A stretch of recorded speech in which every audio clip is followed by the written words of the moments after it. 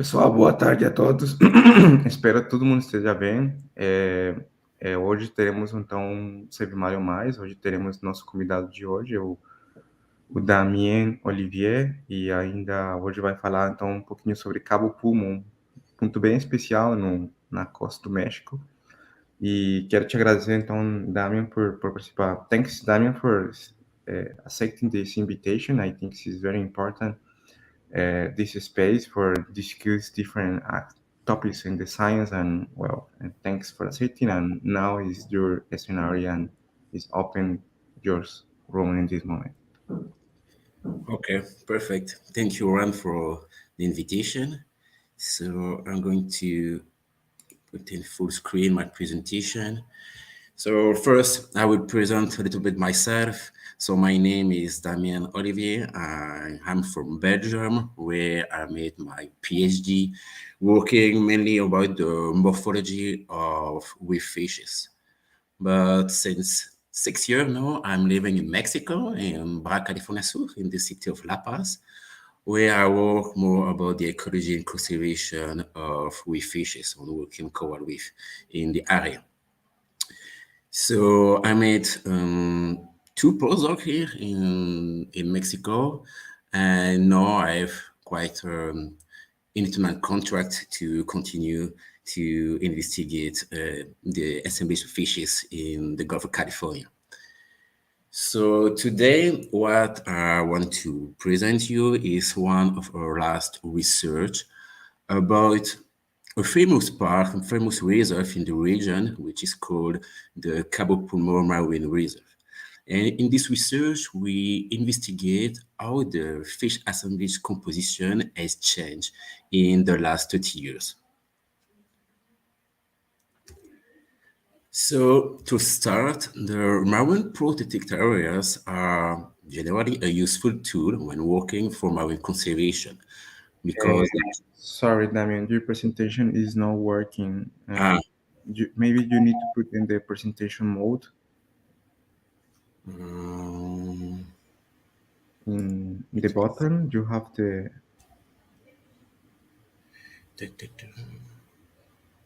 In the configuration?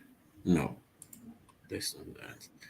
Yeah, probably only you sharing the one specific screen. Yeah. No, it's not changing the diapositive. Or... No change. Maybe you can stop the sharing and try sharing again, please. Yeah, I'm going to do that. Okay. So.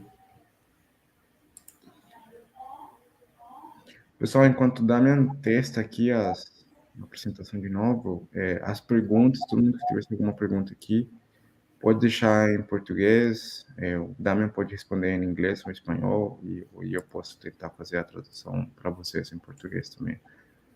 Então, fiquem na vontade de colocar as perguntas.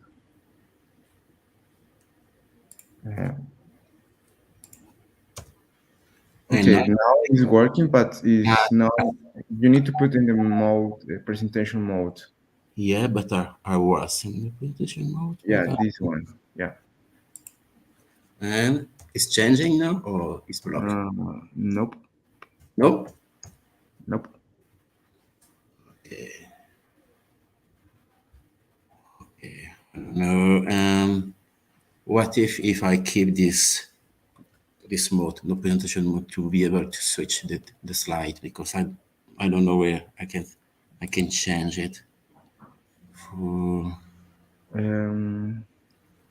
Because when I put in presentation mode, it's like if my screen was blocked. Mm-hmm. So, yeah, probably blocked, but it's normal.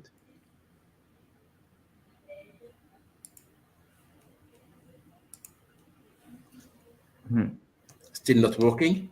Nope. No. I don't have problem, but I never use these systems. So. Damien, guarda en PDF tal vez y lo intentamos reproducir en PDF. Okay. Voy a intentar eso.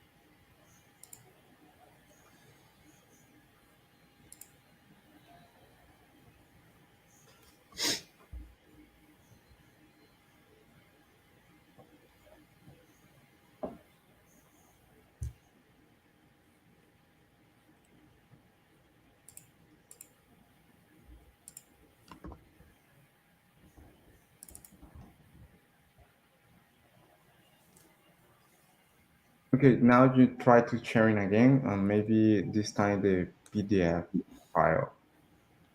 Let's see.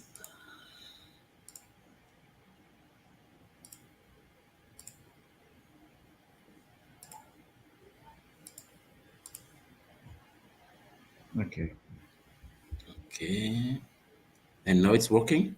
Yeah, but in the en la parte de arriba Ah, donde dice creo que es Signer o Fenêtre, que Janela, ventana, puedes colocarlo modo presentación completa.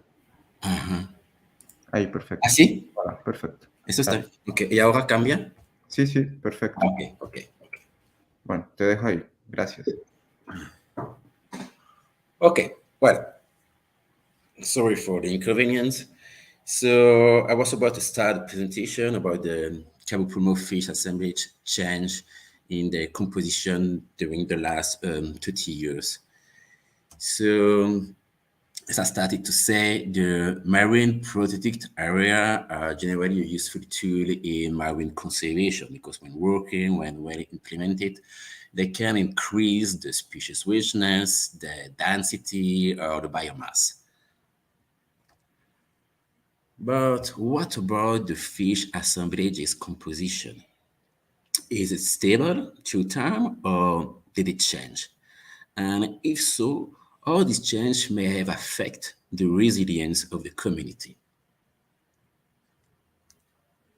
First, what is the resilience and how can we evaluate it? The resilience may be defined as the ability to respond or to resist to disturbances. The resilience of a senior species will depend on the characteristic of the species, so the trait. We can think that different trait or more different combination of trait will differently answer to the same disturbance. So if we increase the trait diversity, probably we will increase the possibility to respond to disturbance and then to increase the resilience. For example, to have a complementarity between the trait or the combination of trait. Also, if we have redundancy, it can buffer the trait structure against the loss or the decline of some species and maintain the trait diversity of the community, so to increase also the resilience. So we can assess the resilience or more the potential resilience of the community as a combination of trait complementarity and redundancy. But how can we measure this in this on our fish assemblages?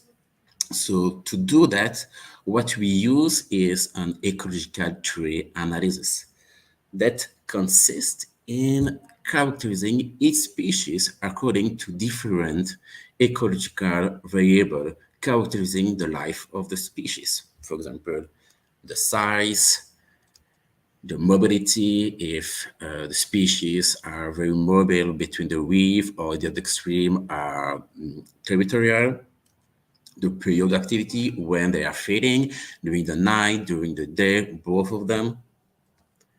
The gregarious, if they live in groups or are solitary. The position in the radar column and what they feed.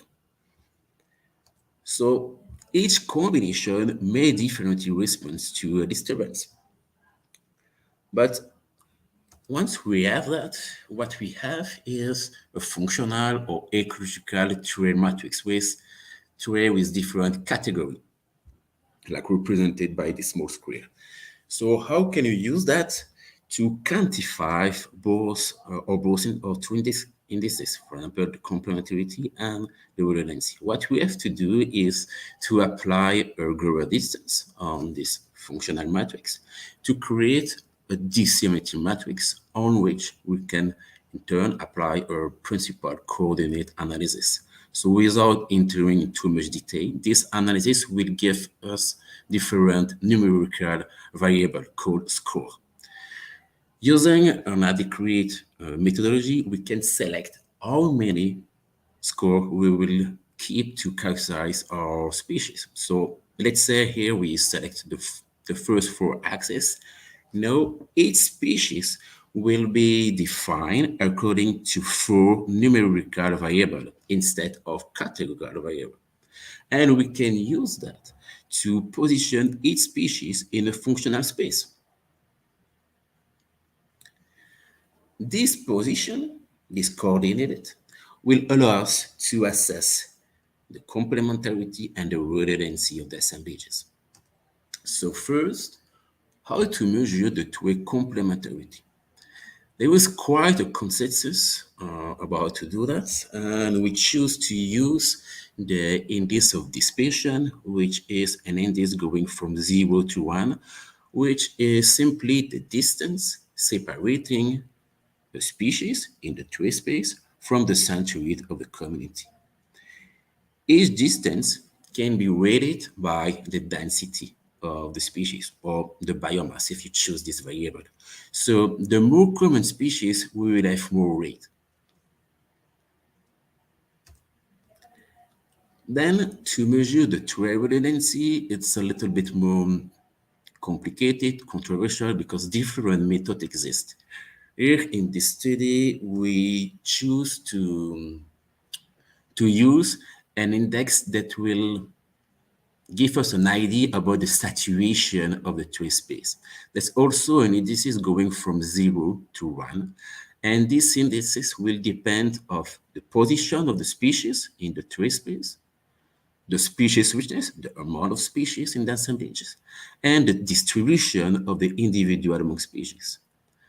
So instead of representing a mathematical formula, I think it's clearer to represent fictive example.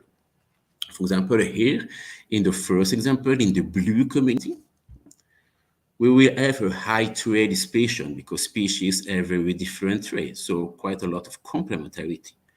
However, the trade space is poorly occupied, so poorly saturated, and the redundancy will be low. On the other hand, in the second example, in the orange community, we will have also a high trade dispersion, but the ecological space, the functional space, is much more saturated, so we will increase the redundancy. These indices will depend also on the distribution of the individual among species. Let's take the example of the red community where there is an over-dominated species. This over-dominance will decrease both trade dispersion and redundancy, mainly because most of or a large part of the individual are not located in a single area of the tree space. So now that we know that, how do we use these indices to characterize the assemblages of Cabo Pulmo? So Cabo Pulmo is very famous in the Gulf of California, in the region in general, because it's a marine reserve that is fully protected for more than 25 years. And the park encountered quite a great success because we observed a large recovery of the fish biomass between 1998 and 2011. Also, the shark community came back to the reef. There is an important and constant shark community in the area, which is probably the last one in the Gulf of California. So, undoubtedly, that's a very great success. But does the fish assemblage composition change in the last 30 years? And if so, how this change have or have not affected the resilience of the community? To answer this question, we use a scuba diving monitoring program in various sites in the last 30 years. First, we have a look about the density of fish in the park, and we identify three distinct periods. A first one was a decline period. We observed a dramatic decrease in the fish density between 87 and 98. That is in log scale, but more or less we switch from 200 individual per 100 meters square to only 50. So we lost 75% of the density. The park was established in 95. And then from 1998 to 2011, we observed a strong increase in fish density, reaching the same level as in 87 in 2011, so around 200 individuals per 100 meters square. And then we observe a quite stable period without significant change. So we have a clear decline, recovery period, and then a stability one. But what about the fish composition? Here we represent the change in the fish composition using a non-metrical distance scaling. Here each dot represents the fish composition by year. So during the decline period between 87 and 98, the fish composition changed quite a lot. But during the recovery period, here in purple, the composition keeps changing, but less and less, until reaching a stable period here in blue, where the fish composition is more or less the same between the years. So here we can think that we reach a mature phase of the community on the reef. So we have a decline, a recovery of fish density. In the same time, we have a change of fish composition. So what happened during this time? During this time, and in the same time as the establishment of the marine reserve, we observe quite a lot of environmental and habitat change. For example, during the decline period, that corresponds to a ramp phase of the PDO. We also observe quite a lot of very intense El Niño events. And in the same time, various hurricanes or storms hit the park. In consequence, the coral cover of the park decreased, switching from 30-35% to around 50-20%. On the other hand, during the recovery phase, that corresponds to a cold phase of the PDO, non-intense El Niño events were observed, and storm and hurricane still hit the park. But during this period, the coral cover did not come back. So we switched from a coral reef to a rocky coral reef. So the switch of this habitat occurred at the same time that the establishment of the reserve.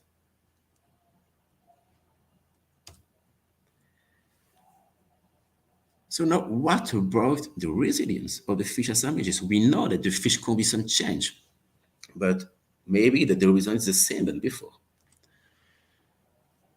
So first, we had a look about the decline period between 87 and 98. And we did not observe any change in trait dispersion or complementarity and the trait redundancy, despite the strong decrease in fish density. So why? To try to understand this, we identify which species decline or decrease in between 87 and 98, and we position them in the functional space.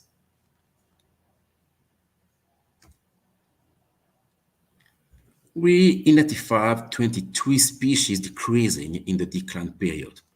These species are located in the functional space here in 4 dimensions.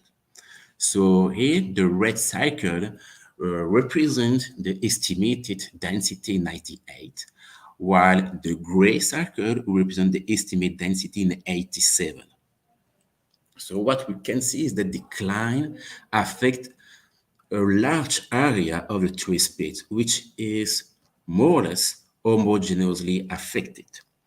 So very schematically, we can think the situation like that. From 87 to 98, we have a strong decrease in density, but everything is decreasing. So the structure is the same, except that it's supported by less individuals.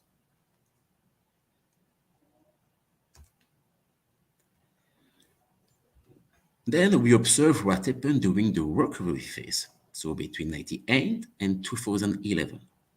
And here we observe that both index, the dispersion and the redundancy, continue decrease during the recovery period before reaching a plateau, a stable phase, without significant change. So why the dispersion and the redundancy decrease while the fish density recover? So we did the same exercise. From the species declining during the decline period, so the loser, we identify which of them recover. And we position them in the functional space. The species recovering are represented here in blue. Only some of them increase during the recovery period, while others, represented by the orange or red dots, did not recover or worse, keep decreasing. The recovery was especially strong for two species represented by the large cycle. Here, the cycle are also proportional to the density. So the labrates, Thalassoma leucassanum, and the damselfish, Chromis atrilobata, increased a lot during the recovery period. These two species in the functional space, what we have to think in 4 dimensions, are quite close from each other and are quite close from the centroid of the community. The centroid is represented by the black cross here.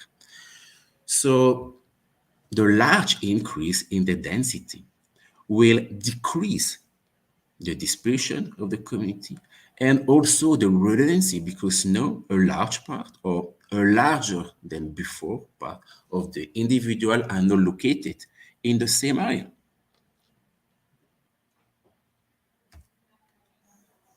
On the other hand, as I say, various species did not recover, and some of them keep decreasing. Among them, species like the labrate, Thalassoma grammaticum, or the angelfish, or Acanthus passer. These two species were abundant in 87. They were dominant. You know, they are rarer and rarer. So 30 years ago, we had a set of dominant species, and now we have only 2 over dominant species. Well, there are good news because between 1998 and 2011, several species that were not identified as losers during the decline period start to increase. Probably these species had already low level of density before 87. Among them, quite a lot of large predators, so probably they increase thanks to the protection of the park. However, that mitigate the loss of diversity but did not compensate the global change we observed. So again, very schematically, from 87 to 98, we observe a strong decrease in density, but we have more or less the same structure of the community. Then, between 98 and 2011, we have a strong increase in density, but we change, or the structure of the community had changed. So, the Cabo Pulmo Marine Park, in the Cabo Pulmo Marine Park, we observe a large recovery of biomass, a large recovery of density. So, indeed, that's a great success. But this recovery is unbalanced. Some species recover while others not. And this alters the tree structure of the community, which is associated with a decrease in complementarity and redundancy, which may in turn affect the resilience or the potential resilience of the community.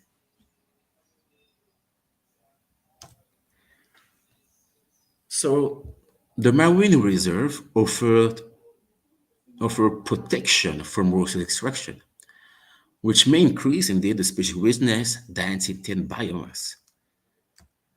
But the change in fish assemblage composition are much more unpredictable, especially when various events occur at the same time. For example, here in the case of Cabo Pulmo, we have the settlement of the park, but also a switch of the habitat from coral to coral rocky reef.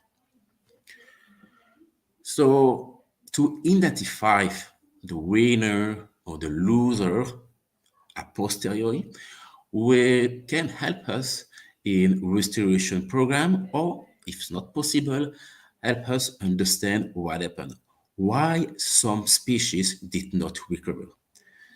Maybe it's due to the change in habitat, maybe it's due to the hazard, or maybe it's an indirect effect of the protection. Here in Cabo Pulmo, we saw that we have relatively great increase in large predator, fish or shark, that can impede some species to recover.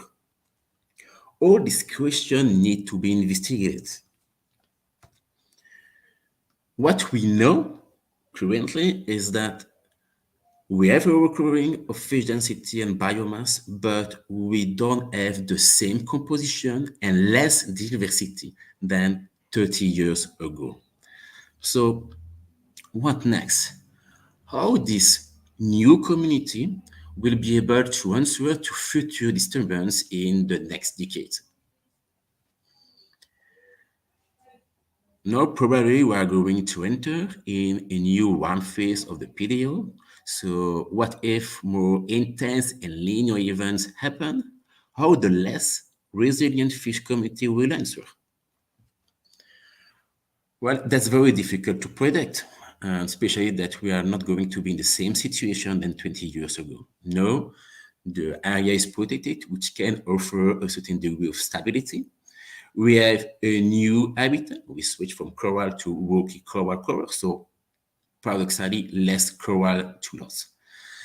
Maybe another paradox will be that despite we have less diversity, the more vulnerable species already decrease. And now we have a less diversified community, but with more robust species, which may confer more stability. Well, very complicated to predict. So the story has to be continued, and we have to continue our monitoring program in the next decades to understand how this community is going to answer, to evolve, to change in a more and more disturbed environment. I thank you for your attention.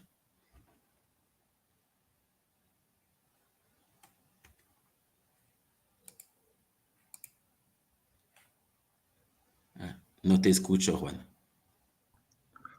Thanks, Damien, for the talk today. Very interesting topics you presented today. Thank you. And now I will open the space for different discussions, and I have two questions now in the chat, but I want to change in Portuguese a little, only for the people watching this moment. Pessoal, então vamos abrir o espaço agora para as perguntas. Quem tivesse alguma pergunta pode deixar em português, em inglês, em espanhol. Damien pode responder tanto em português, em espanhol quanto em inglês.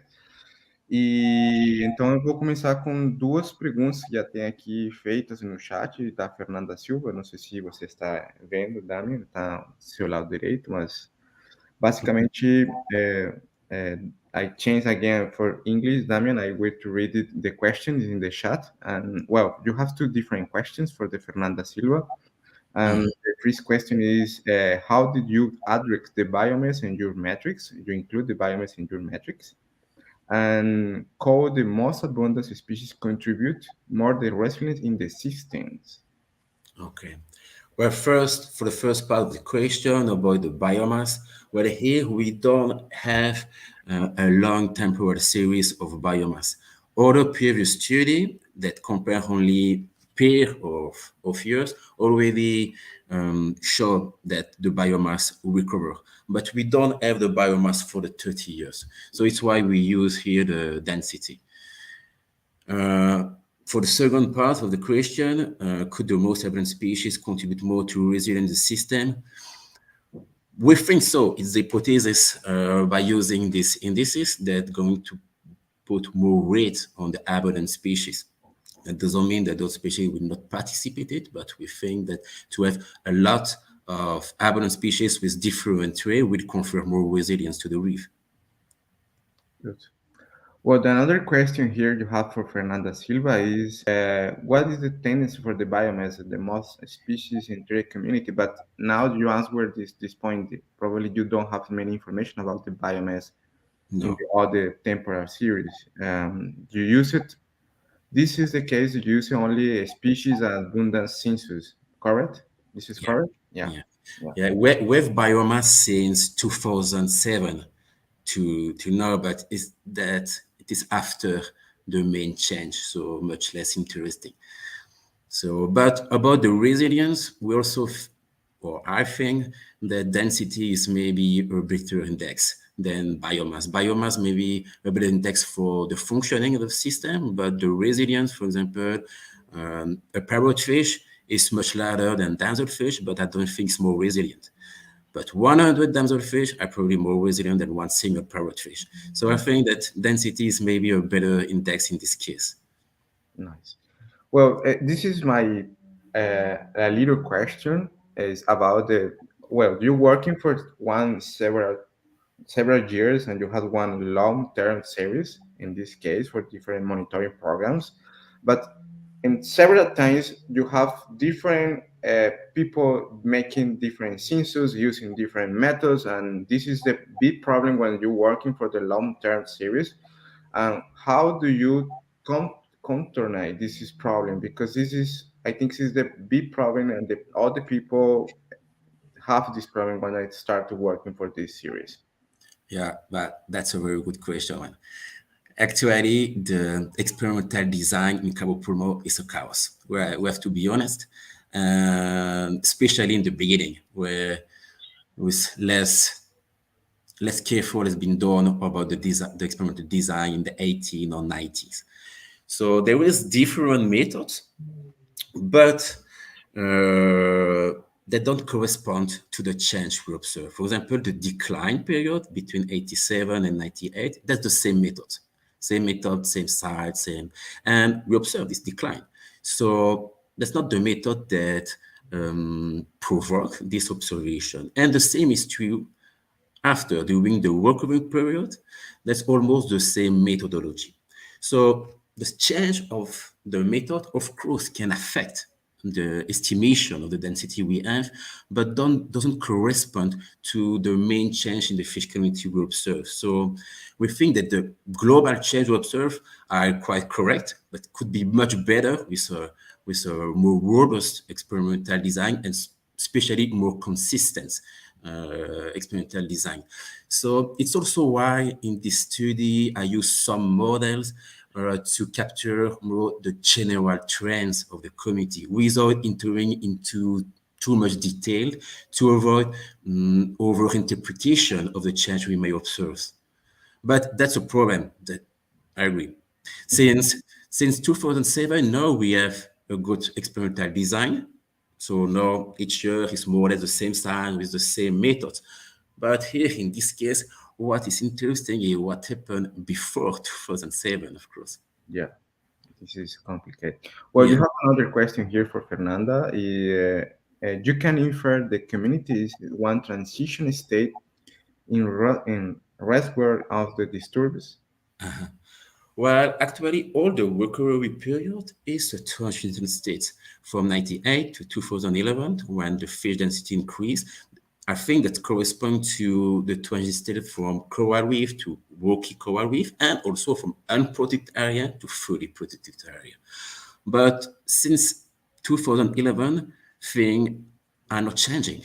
Phase composition is very stable. Density is very stable too. So And the diversity index too, the relevancy and the dispersion doesn't change. So the recovery corresponds to a transition between two mature phases. And now what we have since 2011, yeah, that's a mature community, but less diversified. Nice. Well, I have one another question. Is about, for example, you show different tendencies and different changes in the functional space in the time. But you observed one specific trait change in the time. For example, the when you started the comparing the temporal series, is the species in this series is have body size very large. But when you compare in the last year, the species change. For example, is more a small species or not, or is this very stable in the time?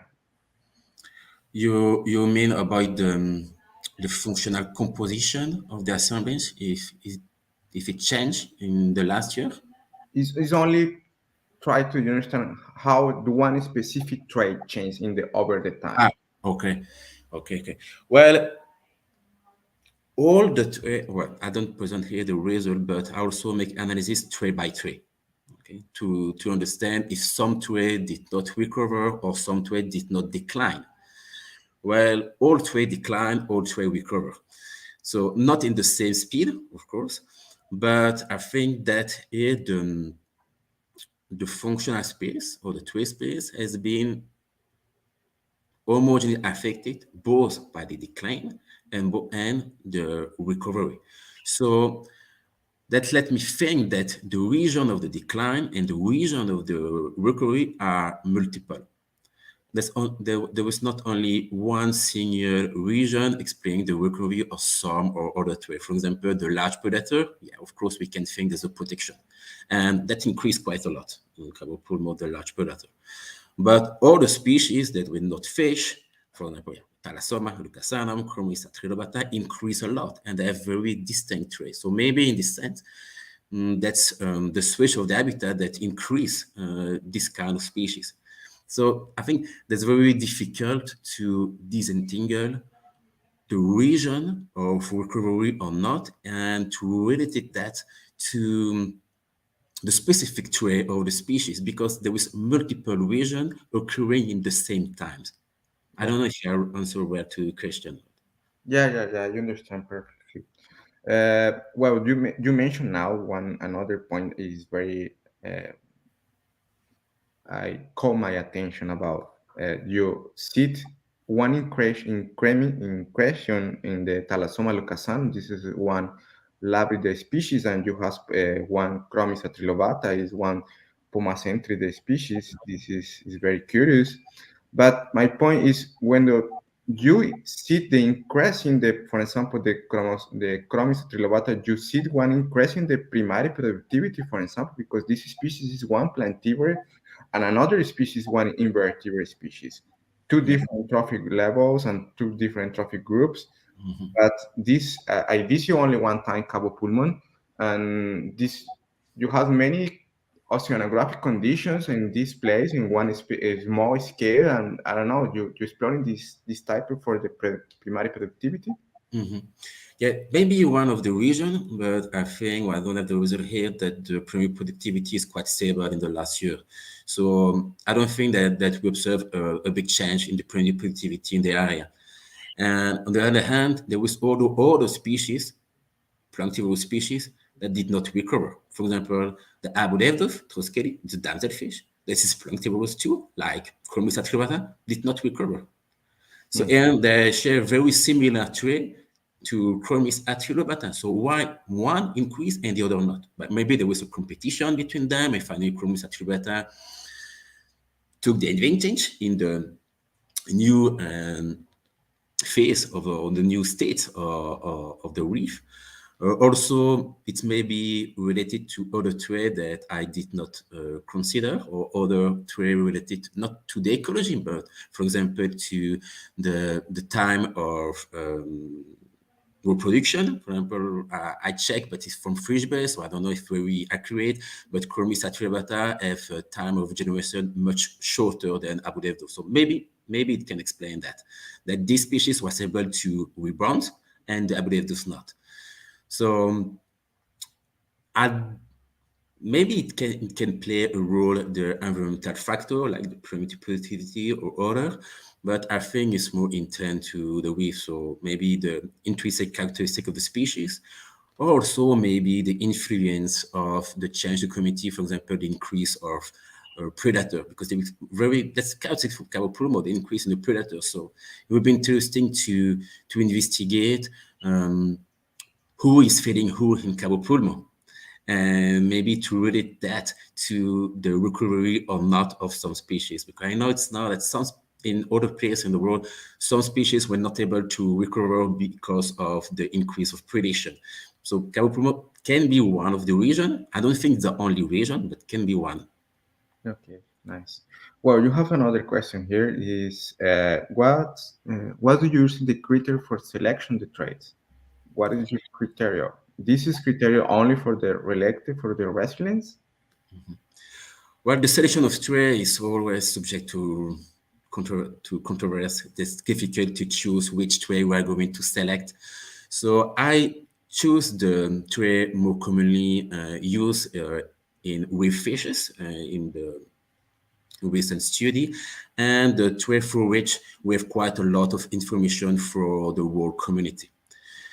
This trait, I think are maybe related to resilience in the sense that species with different combination probably will answer differently to a disturbance. We can think that a small, a large fish are not going to be subject to the same disturbance, or a fish living during the night or during the day neither. And I think we can think we can have the same regional from each of the six traits. But that doesn't mean that other traits should not be considered, but always that's compromise between the available information for the fish species we have. So that was my justification of this trait. But I know that's always that can be subjected to some opposition about which trait consider and which not. Nice. Well, I have my last question is, I don't know, the people have more question after I can question as well about. But my question is, well, this is one really important opportunity for trying to understand how the climatic change increasing or not the pressing for the tropical species.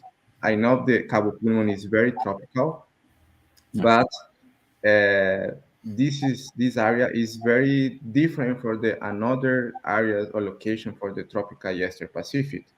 And my question is, in when you see all these temperate series, you observe different species for another regions, of subregions for the Eastern Pacific arriving your series or not?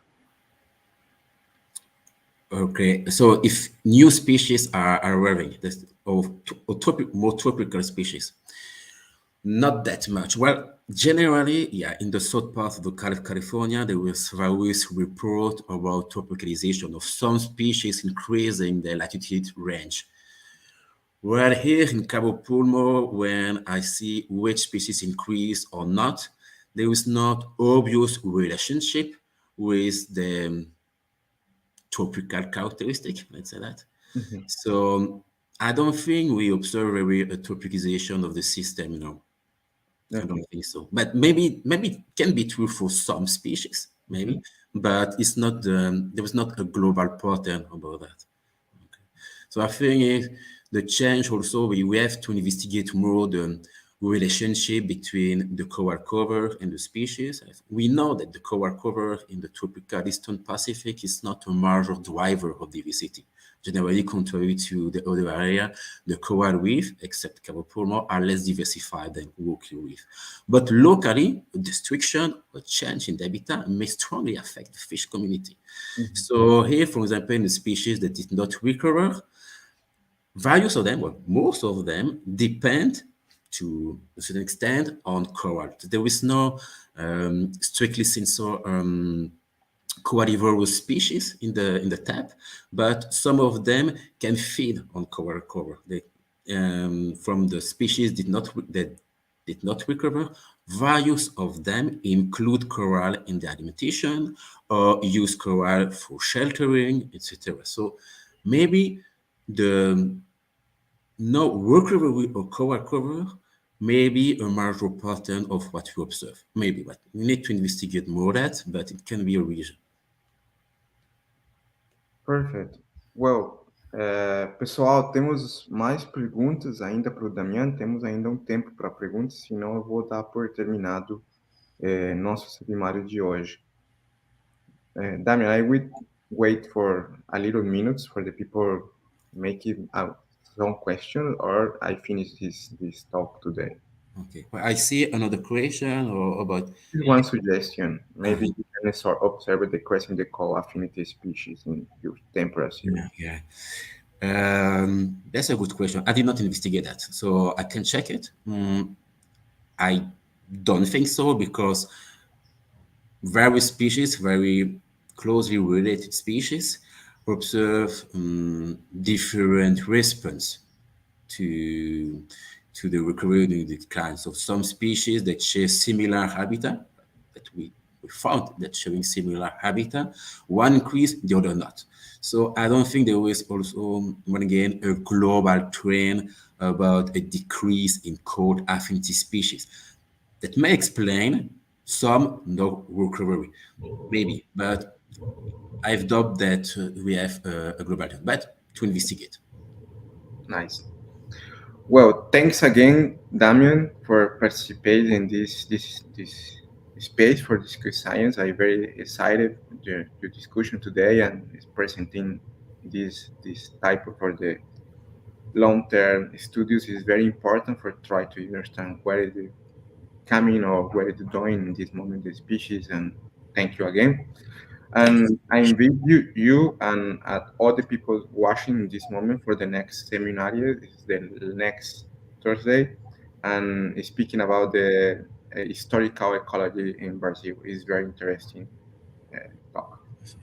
Pessoal, então agradeço a todos que estão nos assistindo, que estiveram até agora, que fizeram perguntas, participaram, e já aproveito então a todos para convidar a nossa próxima palestra da próxima quinta-feira, que vai ser da estudante de doutorado Karina Floriani, e vai falar sobre resgates da história dos recifes brasileiros nos últimos 200 anos.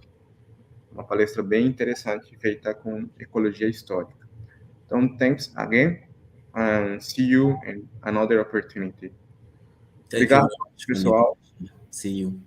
Bye. Bye bye.